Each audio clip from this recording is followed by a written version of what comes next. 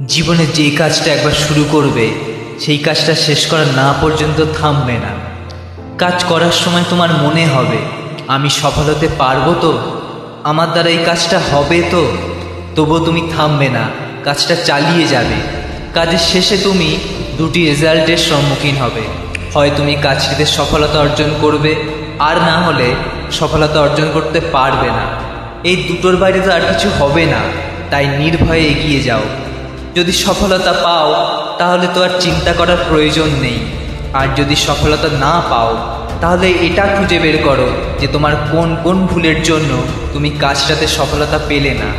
ভাবার পর যে ভুলগুলো তোমার সামনে আসবে সেই ভুলগুলো কিভাবে শোধরানো যায় সেই চিন্তা করবে, আবার নতুন করে সেই কাজটাই শুরু করবে। দেখবে তখন আর ওই ভুলগুলো তুমি করছো না, আস্তে আস্তে সফলতার কাছে ঠিকই পৌঁছে যাবে এবং সব শেষে তুমি জয়ী হবে আর তুমিই সফল হবে।